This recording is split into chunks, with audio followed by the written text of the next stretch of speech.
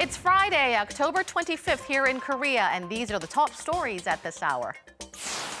North Korea notifies South Korea to remove South Korean facilities from Mount Geumgang Resort, suggesting to set a date for the removal through written forum discussions. Seoul is now mulling its response while prioritizing citizens' property rights. South Korea abandons its developing nation status at the WTO, opting to give up special benefits that come with the status. We take a look at the possible impact on Korea's future trade. President Moon renews his call for an educational reform that aims to change the current college admission system into one that is based on a more objective criteria. South Korea's second-largest search engine, Kakao, takes action against cyberbullying following the sudden death of well-known pop star Sollim. News Center begins now.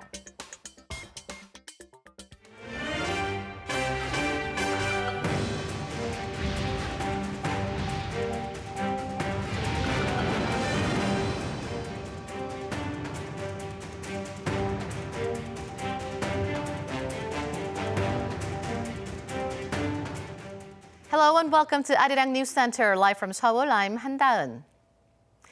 2 days after North Korean leader Kim Jong-un ordered the tearing down of South Korean facilities at the Mount Geumgang tourist area, Pyongyang sent a notice to Seoul saying South Korea should come and remove the facilities. Seoul says it'll work to protect its property rights and look for a creative approach. We begin with Arirang's Unification Ministry correspondent, Oh Jung-hee. Through the Inter-Korean Liaison Office Friday morning, North Korea sent a notice to South Korea. The North said it will establish a new international tourist district in the Mount Geumgang area and demanded the South Korean authorities and firms come and tear down the facilities they built at an agreed date. It said the details of that can be decided through written exchanges. The notice comes after North Korean leader Kim Jong-un ordered earlier this week that all South Korean facilities at the North's Mount Geumgang Resort be torn down. He said the South Korean buildings are ugly and need to be replaced with what he called modern North Korean-style facilities. The government will first protect South Korea's property rights. Second, take into account the current circumstances, considering the meaning of the Mount Geumgang tours. And third, come up with a creative approach to deal with this. The ministry says there are lots to be considered, like the current inter-Korean relations and how South Korean citizens are feeling about the recent developments, but has stressed that above all, dialogue with Pyongyang is a must. Seoul's Unification Ministry says the most important thing now is for the two Koreas to meet and talk face-to-face. After all, the Mount Geumgang tour program was a symbol of inter-Korean cooperation. Seoul says it'll be finding measures to deal with the matter in a way that could possibly reactivate the tours. The general idea is that the North cannot unilaterally put an end to the tours, inasmuch as the tours began as a, quote, joint project by the two sides and is historically significant. But some buildings within the tourist area could be destroyed because they've been neglected for over a decade and may not be reusable anyway.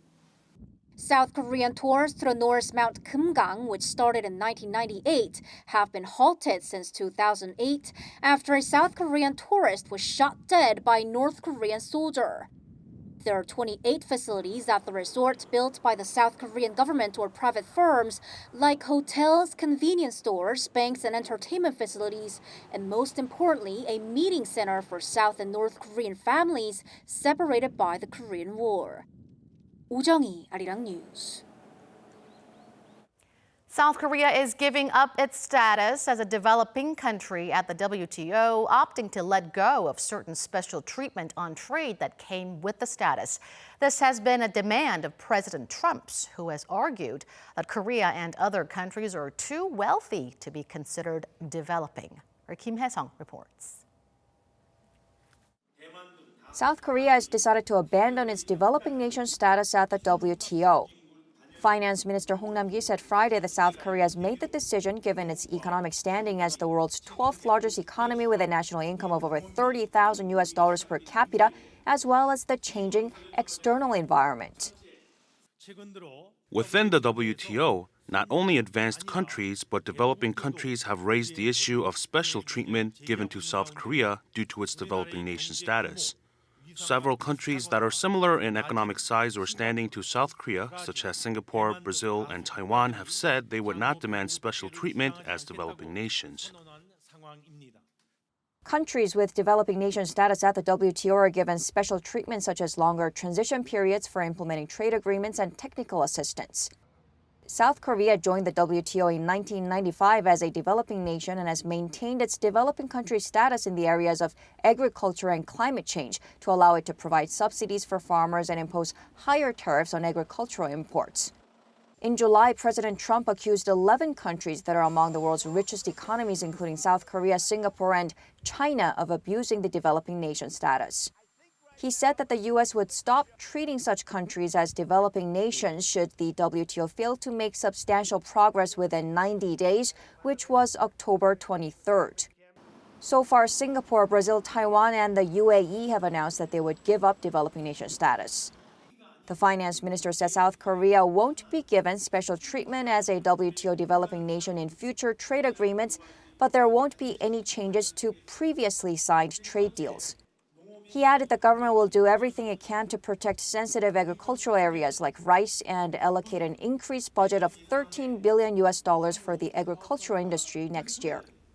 김혜성, Arirang News. And following South Korea's decision to abandon its developing country status at the WTO, experts say the impact will be limited. Farmers, though, who are expected to be affected by the decision, staged protests urging the government to withdraw the call. Our Yoon Jung-min has more on that. Experts say that South Korea's decision to abandon its developing country status will have little impact in the near future, as maintaining the status is not that important when negotiating trade deals. Practically, all the significant market liberalization in the agriculture sector is actually done through FTA negotiation. But in the FTA negotiation, the status of developing country has no meaning whatsoever. The decision does not affect previously signed trade deals and won't affect existing tariffs on agricultural imports to Korea for now. And as for ongoing negotiations, the Doha round, the latest round of trade negotiations among WTO members, has been suspended for more than a decade, and there is little possibility of it resuming anytime soon. Some also say Seoul may have considered there is not much to gain from maintaining the status at the cost of locking horns with the U.S. over the issue, especially at a critical time when the two sides are set to have negotiations on defense cost sharing and tariffs on automobiles. But despite its limited impact, some experts point out it is still necessary to protect the local agriculture industry. The government needs to directly compensate farmers because most of them are elderly. But at the same time, we need to strengthen competitiveness in the agriculture industry as a future bio-industry. The government has promised more financial support for the agriculture sector, but that seems to have done little to relieve the many anxious farmers across the nation. At a rally in Seoul on Friday, farming groups called for the government to withdraw its decision, insisting it will only make them worse off due to reduced subsidies and more agricultural goods entering the country from overseas. Yoon Jung-min, Arirang News. South Korea and the United States wrapped up 2 days of negotiations on defense cost sharing in Hawaii on Friday. Not much is known about the talks, but little progress is expected as the U.S. has been continuously pushing for a steep increase in its allies' contributions to defense. Our Lee Min-sun with the latest. The second round of defense cost-sharing talks between South Korea and the United States wrapped up on Friday in Hawaii. The two sides met for the second time since last month's talk in Seoul to negotiate a new special measures agreement on cost-sharing for some 30,000 U.S. troops stationed in South Korea. Details of the talks are not disclosed, but it's expected that it won't be easy for the two sides to reach a compromise as Washington has been pressuring Seoul for a sharp increase in contributions. The two sides are to meet again in South Korea next month for another round of talks. As well as pushing for South Korea to contribute more, the U.S. has been pressuring its NATO allies to up their defense spending. The U.S. Defense Secretary Mark Esper brought up the issue when speaking to reporters in Saudi Arabia on Tuesday on his way to Brussels for a meeting with NATO defense ministers. Something that we expect of all of our partners and allies, whether it's Asia or Europe, is to help share the cost, share the burden of either housing, hosting our troops on their land, or supporting them in deployments, whatever the case may be. When he arrived in Brussels, Esper said there can be no free riders to their shared security. He added that all must do their part to deter war and defend the alliance, regardless of geographic location, size, or population. The U.S. had taken the burden of paying for 70% of the NATO defense expenditure because European countries have felt burdened by defense spending and have been reluctant to increase their defense spending since the end of the Cold War. And the pressure from the U.S. for those countries to increase their share of defense costs is getting stronger. U.S. Secretary of State Mike Pompeo said in an interview with a Kansas newspaper on Thursday local time that other countries must share the burden for not just the security of the world, but for the security of their own countries. 이민선, 아리랑 뉴스. President Moon Jae-in has called for the overhaul of the current education system. In a meeting this morning, he ordered a reform plan to be drawn up by next month that reflects the public's call for a college admission system based on more objective criteria. Here's our presidential office correspondent, Park Hee-jun. President Moon Jae-in has instructed government officials to draw up a plan for the reform of the college admission system by November, reflecting public calls for fairer practices in education.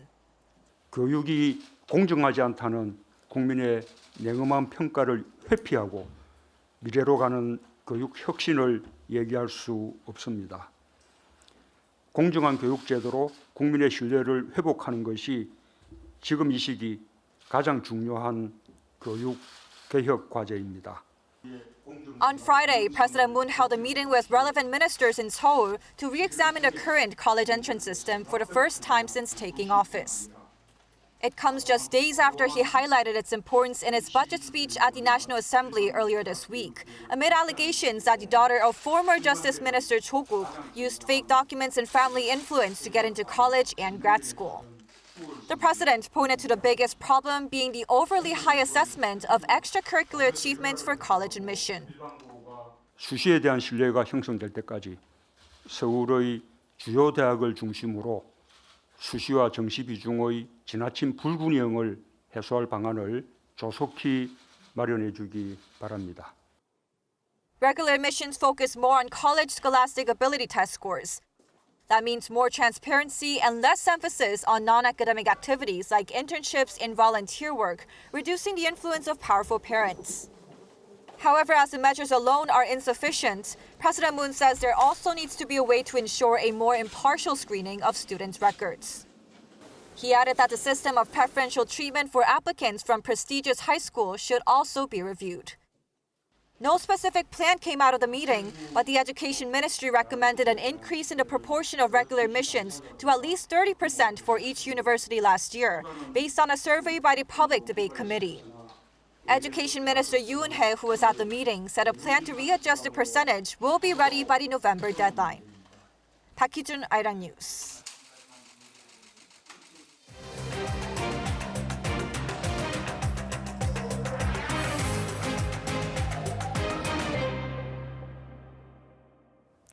South Korea's consumer sentiment rose for the second consecutive month in October. According to the Bank of Korea, the consumer sentiment index came to 98.6 for this month, up 1.7 points from September. The central bank attributed the rise to optimism over the U.S.-China trade negotiations and higher stock prices. But the figure is still below 100, meaning there are more pessimists than optimists about the local economy.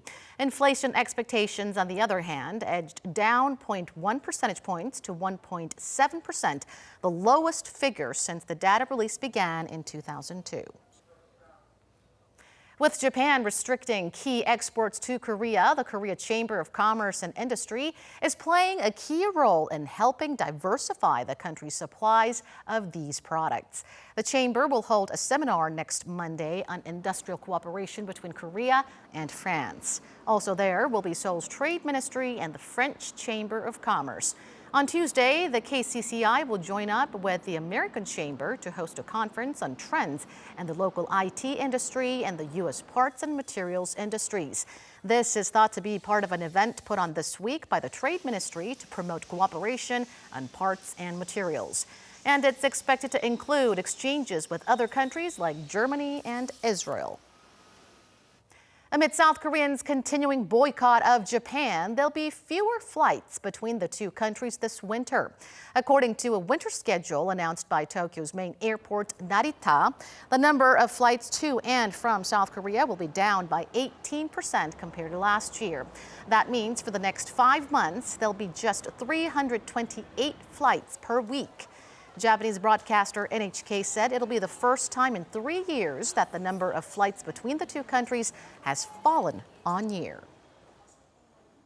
South Korean Prime Minister Lee Nak-yeon has called for continued cooperation with New Zealand, stressing their strong friendship as New Zealand christened a new Korean-made ship.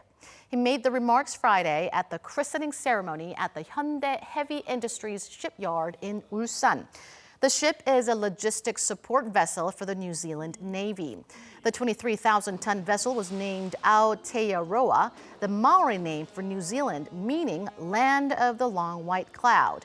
He said the name reminds him of the country's beautiful landscape and the strong spirit of the Maori people. The ship, he said, will help defend the Pacific region. It was ordered in 2016 and will be handed to the New Zealand Navy next year. The sudden death of pop star Seol shocked many here in South Korea, leading to much soul-searching on the issue of online bullying and internet trolls targeting celebrities. And Korea's #2 portal site has decided to take a stand. Our Oh Soo-young fills us in. Korea's second largest search engine is taking action against online trolls and cyberbullying, which often causes sensationalism that affects celebrities in particular. Internet firm Kakao on Friday announced in a press conference that it plans to remove keywords related to individuals from its trending list on the Kakao Messenger platform. It will also stop accepting comments on celebrity news by the end of October. By the end of the year, the Taum online search engine will no longer suggest keywords related to individuals. The company says the decision was made in order to prevent the spread of content that could negatively affect individuals' personal lives and reputation.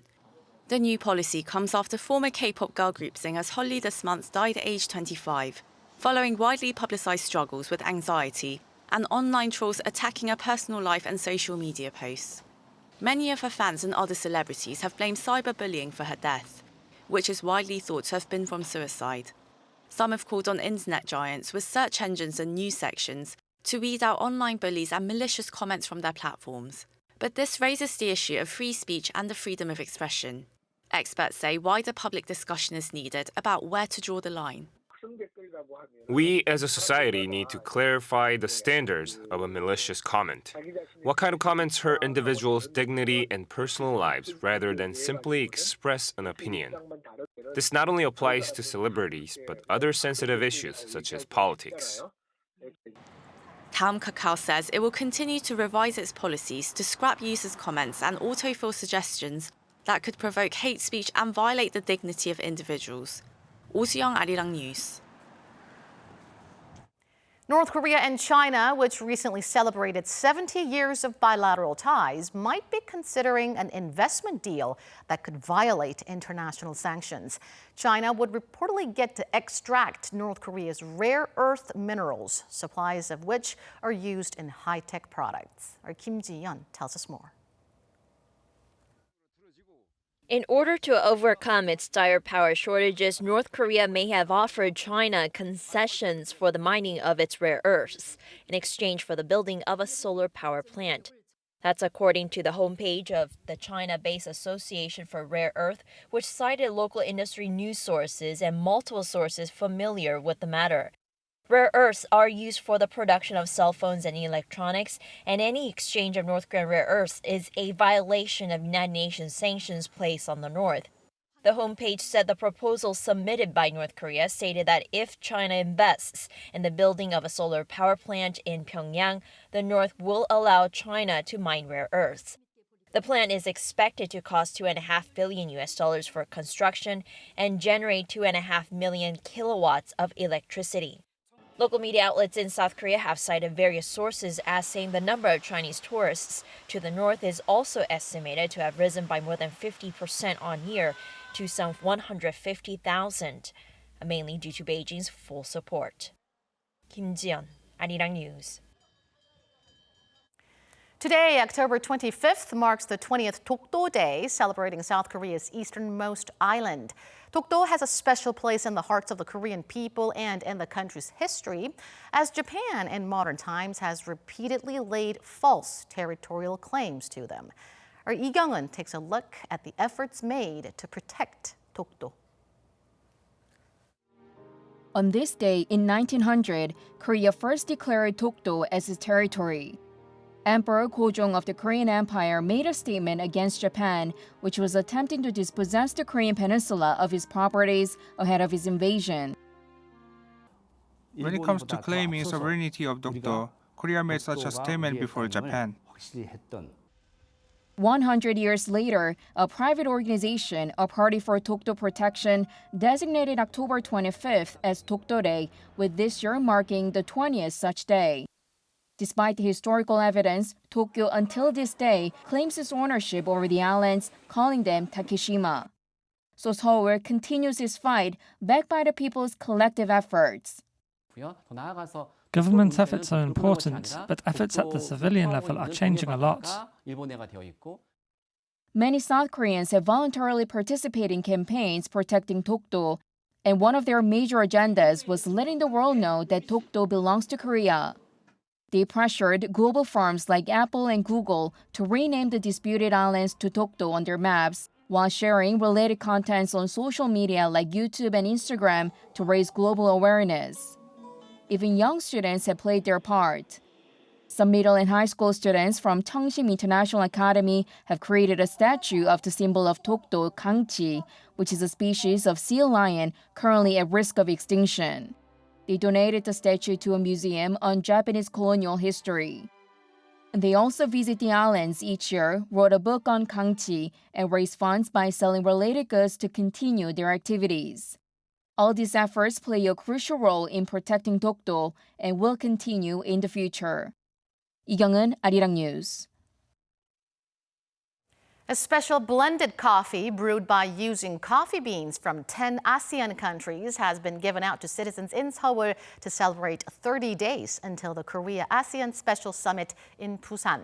At Cheonggae Plaza today, South Korea's Foreign Minister Kang Kyung-hwa gave out cups not only to South Koreans but also to visitors from ASEAN countries. Regarding the Korea-ASEAN Special Summit slated to be held in late November, Kang said it'll be an opportunity to strengthen the partnership between Seoul and Southeast Asian nations. She also emphasized that the summit will boost the South Korean economy. Take a listen. The three pillars of the theme going into this is people, peace, and prosperity. So, the prosperity element, we're bringing together many business interests from Korea and the ROK and the ASEAN countries, in particular small and medium businesses and startups. Various events were held in Seoul throughout this week, marking the Global Green Growth Week.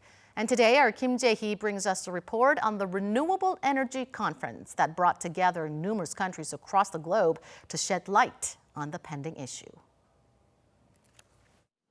The 8th International Renewable Energy Conference ran from Wednesday to Friday at COEX in Seoul to promote affordable, sustainable, and eco-friendly energy development. More than 3,000 people from over 100 countries came to participate this year. This was also the first time the conference was co-organized by South Korea's central government as well as local governments. The event's closing speech laid out the next steps for renewable energy. Renewable energy community is doing incredible work.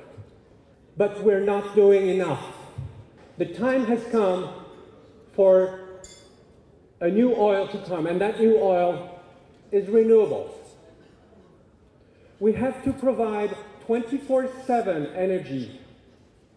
We have to provide energy affordability. Various issues such as policy, innovative business models, and socioeconomic aspects of renewable energy were on the table throughout the discussion session. And participants stressed how the shift to renewable energy could benefit the global economy, but needs to be evenly distributed between countries. Renewable energy is rapidly improving in terms of not only technology, but in terms of cost.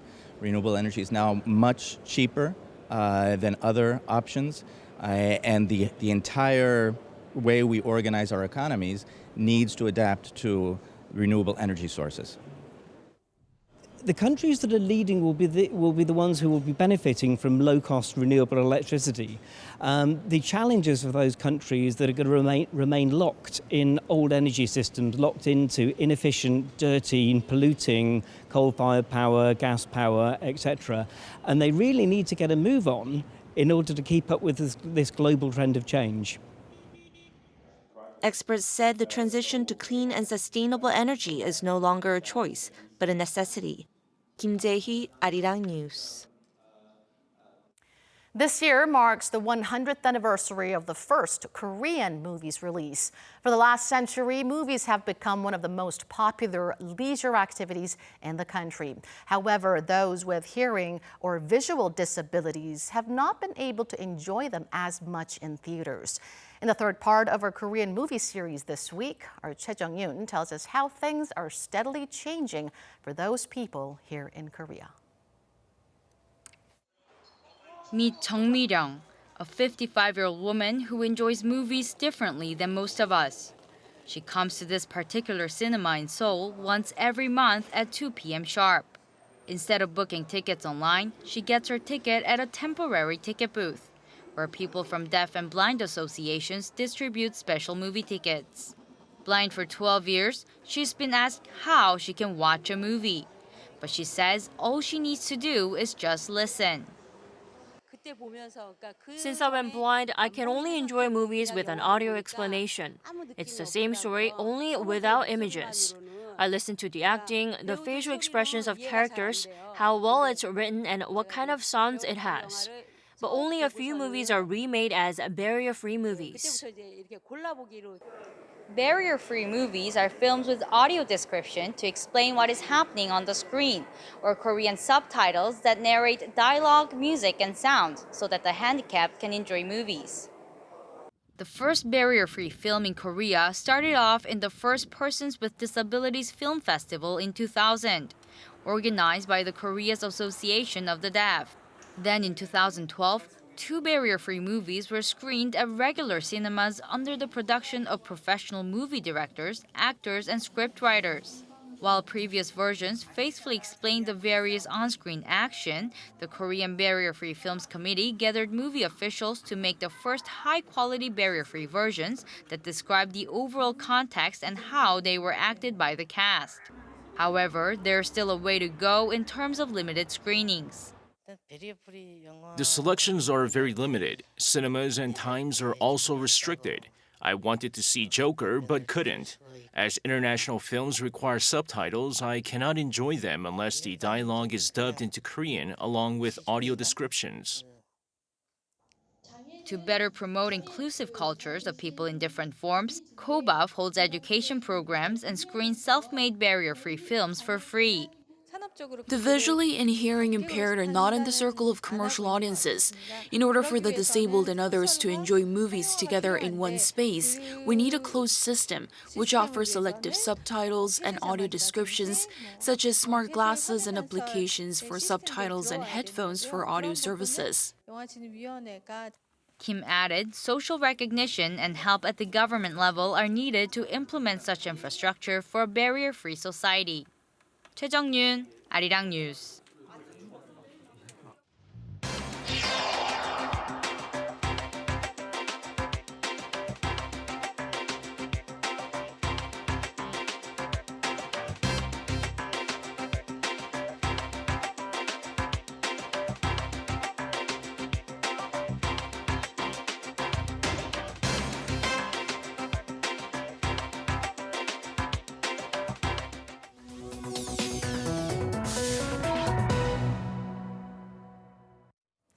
It's now time to take a look at some of Arirang's digital media content. And today we have another episode of Koreator, where foreigners share their love for Korea.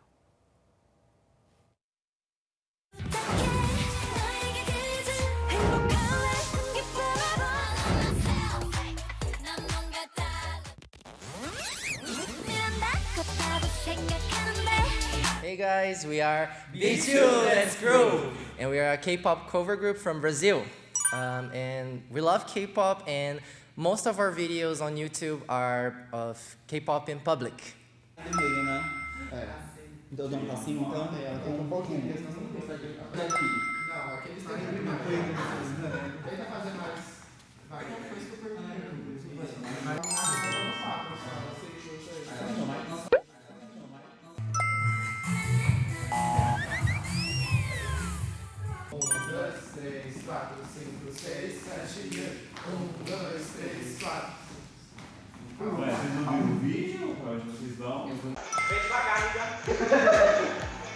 Agora.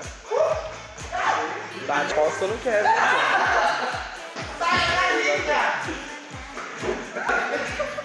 Gente do céu. Que bloque.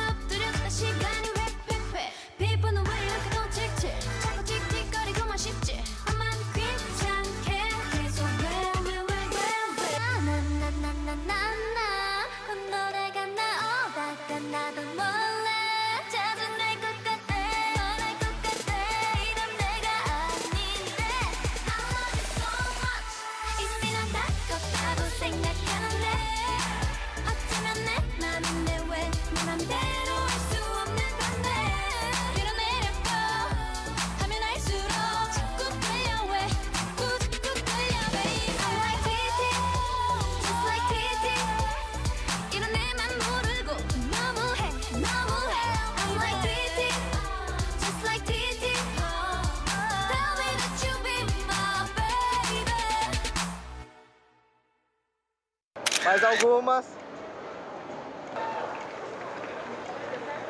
Hey guys, hope you like this video. We're very happy and honored to be here. We want to thank you so much to Arirang TV. It's like, I don't know, a dream to be here. And thank you so much. Hope you like it. And do the same. You can be the next creator. 감사합니다. Ciao. Bye.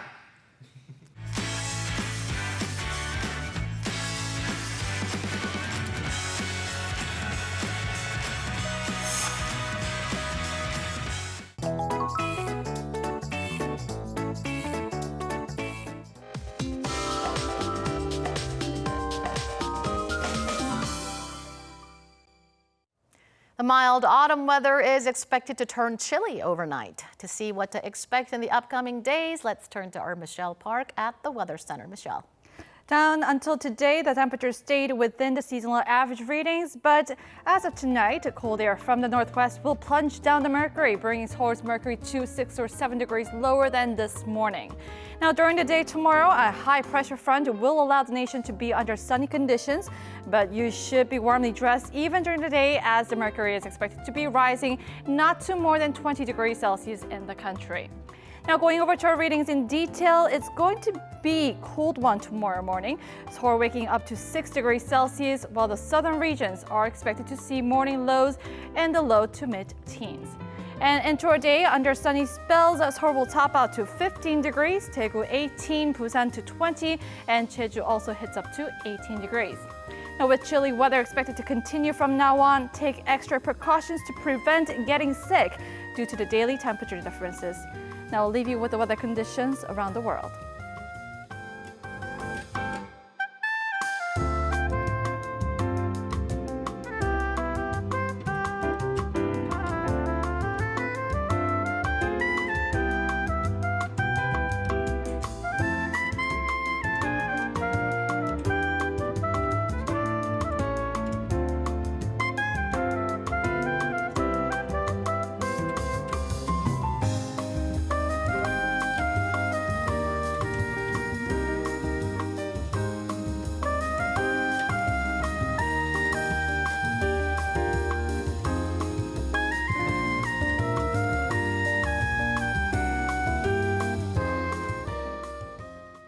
And that does it for this edition of Arirang News. From all of us here at Arirang, thank you for watching. Stick around for News in Depth, coming up in just a few minutes.